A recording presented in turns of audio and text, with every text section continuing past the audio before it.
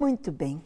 Nós vimos aqui que Paulo está escrevendo a sua carta aos Romanos e sempre o apóstolo Paulo ia pregar nas sinagogas, sabendo que os judeus estavam esperando a promessa de Deus, estavam esperando a vinda do Messias, estavam aguardando o cumprimento da palavra e das promessas de Deus. Então, aonde ele ia, nas nações por onde ele passava, ele procurava ir aos judeus.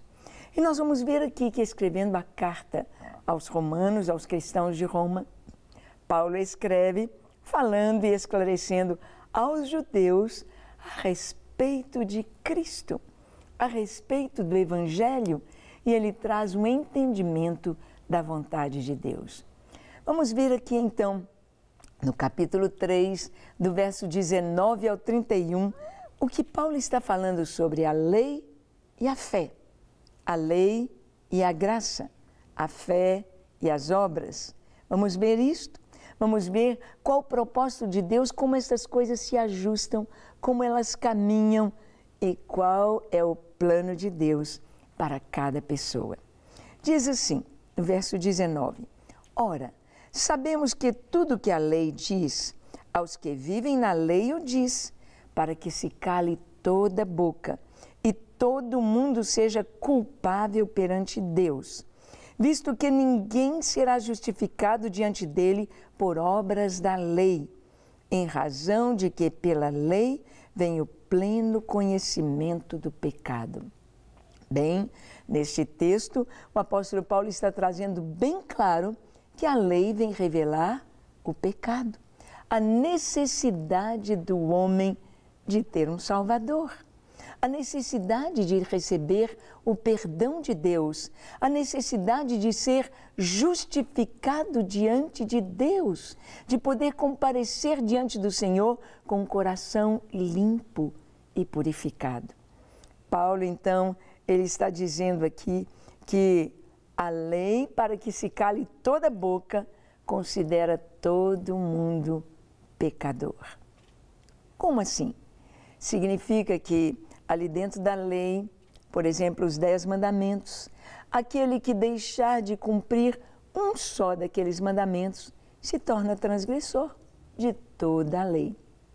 Ou seja, a pessoa pode obedecer 90% da lei, mas se tem 10% que ela desobedece, ela se torna transgressora da lei. Ela não está dentro da lei. E a lei veio para realçar exatamente isto, a minha e a sua, a nossa incapacidade de salvar-nos por nós mesmos. É como se a gente estivesse num buraco, caímos lá dentro de um buraco e tentássemos sair daquele buraco tão fundo, puxando a nossa orelha, tentando a gente mesmo se salvar, tentando a gente mesmo se levantar. Impossível. Alguém tem de vir lá de cima, jogar a corda e nos içar, e nos levantar e nos tirar dali. Então, continuando o texto diz, mas agora, sem lei, se manifestou a justiça de Deus, testemunhada pela lei e pelos profetas. Justiça de Deus mediante a fé em Jesus Cristo, para todos e sobre todos os que creem, porque não há distinção, pois todos pecaram e carecem da glória de Deus. Aqui o Senhor está falando, todos pecaram, todos foram destituídos, todos perderam, todos estão numa situação de necessitados da glória de Deus. Esta é a finalidade principal da lei. Ela veio nos mostrar a nossa incapacidade. Ela veio nos mostrar que nós não conseguimos por nós mesmos. E a lei manifesta a justiça de Deus. Justiça mediante a fé em Cristo Jesus.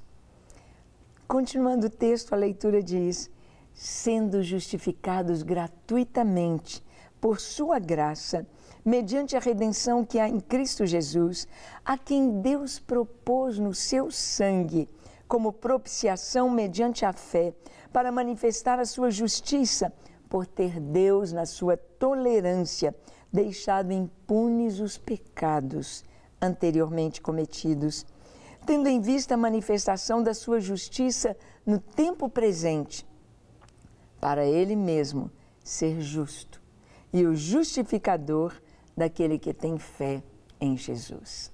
Que coisa tão maravilhosa! Deus providenciou para nós que a sua justiça fosse satisfeita. Deus é justo. No céu não pode entrar pecado. Deus é santo. Deus é puro. Não pode entrar impureza lá. Não pode entrar o pecado lá. Então, como ficamos? Todos pecaram. Quando Adão pecou, todos pecaram em Adão. Todos nós estávamos em Adão. E através de Adão, o pecado entrou em toda a raça humana. Adquirimos essa natureza pecaminosa, esta inclinação para o mal. Nós adquirimos com o pecado de Adão. E essa inclinação para o mal, por mais que a gente queira fazer as coisas certas, por mais que a gente queira fazer o bem, nós não conseguimos. Não conseguimos fazer. As motivações, a intenção, as falhas, os erros, aí estamos. E como satisfazer a justiça de Deus? E como poder herdar a vida eterna? Como poder ter a vida eterna? Como poder habitar com Deus? Como ter um coração limpo? A palavra de Deus nos diz que Deus enviou o seu Filho para ser justo. Jesus jamais pecou. Jesus jamais falhou. E Ele é o justificador daqueles que creem nele. Ou seja, Ele nos torna justos porque Ele não tinha pecado. Jesus perguntou para o pessoal da sua geração: quem de vocês me convence de pecado? O pecado que os fariseus tinham para acusar Jesus foram praticamente dois. Um, que Ele não guardava o sábado, que Ele curava no sábado, que Ele fazia o bem no sábado. E Jesus explicou para eles. Jesus falou: olha, no sábado vocês não circuncidam um homem? Isso não é trabalho? No sábado os sacerdotes não estão trabalhando e eles não são culpados. E Jesus disse: meu Pai trabalha até agora e eu trabalho também. E essa foi a segunda acusação deles. Disseram: você está se fazendo um só com Deus, o Pai? Você está dizendo que você é Deus, que você é o Filho de Deus. E esta foi a acusação de Jesus. Este foi o processo da sua condenação à cruz. Filho de Deus. Ele se fez um com o Pai. Ele diz que Ele é um com o Pai. Esta foi a condenação. Porque Jesus jamais pecou. Ele é Senhor do sábado. Ele é o Filho de Deus. Ele é o Deus Todo-Poderoso. E Ele mostrou isso como nenhum outro homem jamais conseguiu mostrar. Ele andou sobre as águas, Ele deu ordens ao vento, ao mar, para se aquietarem. Ele multiplicou os pães e os peixes. Ele curou leprosos. Ele ressuscitou mortos. Um morto de 4 dias já enterrado. Lázaro, Ele ressuscitou dentre os mortos. Ele mostrou que Ele é Deus. Ele disse: ninguém tira minha vida, eu de mim mesmo a dou. Ele teria de passar por todo aquele sofrimento, por toda aquela tortura, pela cruz, porque esta era a minha condenação e a sua condenação. Esta era a sentença que nós teríamos de levar, mas Ele levou em nosso lugar. Por isso, quem crê em Jesus se torna justo, recebe a justificação, porque Ele levou sobre si a minha culpa e a sua culpa. E o texto continua dizendo: onde, pois, está a jactância? Foi de toda excluída. Por que lei das obras? Não, pelo contrário, pela lei da fé. Concluímos, pois, que o homem é justificado pela fé, independentemente das obras da lei. É porventura Deus somente dos judeus? Não é também dos gentios?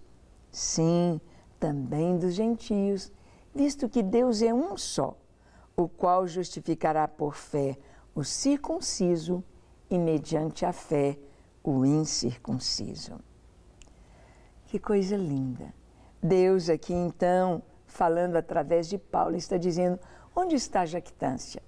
Onde está o orgulho? Eu sou filho de Deus, eu consegui, eu pelas minhas obras, eu dou o dízimo, eu faço, eu jejuo, como os fariseus faziam na época de Jesus. E oravam assim: Senhor, eu te dou graças, porque eu não sou como os demais homens. Eu jejuo 2 vezes por semana, eu dou o dízimo até da minha horta, até da cebolinha, da salsinha que eu colho ali. Eu não sou como os demais. E Jesus disse: olha, esse que orou assim, não sabe quem ele é. Todos pecaram. Nossas obras, diz Isaías, são como trapos de imundícia, a nossa justiça própria. Mas Jesus, que não teve pecado, Jesus, o Filho de Deus, assumiu o meu lugar e o seu lugar na cruz do Calvário. Por isto, podemos ser justificados. E Paulo diz: por qual lei? A lei das obras? Não, esta foi de todo excluída, mas pela lei da fé. Pela lei da fé. Em toda a Escritura, de Gênesis ao Apocalipse, nós vamos ver a fé. Nós vamos ver, como diz Paulo aqui, que é pela graça. Nós fomos gratuitamente aceitos por Deus. Isto é graça, isto é um favor imerecido, é um presente que nós não merecíamos. É como aquele menino que feriu seu professor, que ia subindo a favela para levar um presente para ele. E o professor sabia que foi ele que jogou aquela pedra, mas ele levou a si mesmo o presente. E o menino, ao receber, disse: como o Senhor pode me dar isso? Eu não mereço. Ele disse: isso é graça. Eu trouxe porque eu amo você. O perdão do Senhor nos vem pelo seu amor. E última parte do texto: anulamos, pois, a lei pela fé? Não, de maneira nenhuma. Antes confirmamos a lei pela fé. Eu e você somos salvos. Vamos orar? Feche seus olhos, curve a sua fronte. Ore comigo dizendo: Senhor, eis-me aqui em tua presença. Eu te peço perdão para os meus pecados. São tantos que eu já cometi. Ó Deus, eu me envergonho do meu passado. Eu me envergonho da minha vida de pecado. Eu te peço perdão. Sara-me, limpa-me. Ó, perdoa-me e dá-me um novo coração. Eu me entrego a Ti para ser Teu hoje e para sempre, com a minha casa, com a minha família, com tudo que sou e tudo que tenho. Eu me entrego a Ti, hoje e para sempre. Amém. Que a Tua bênção, Senhor, alcance cada lar, cada pessoa que assiste este programa, que ora conosco, seja liberta, curada, abençoada, suprida em cada uma de suas necessidades por Cristo Jesus. Amém, amém e amém. Para receber todas as novidades do canal, inscreva-se e, se curtir o vídeo, clique em gostei. Aproveite para acompanhar a Rede Super nas redes sociais.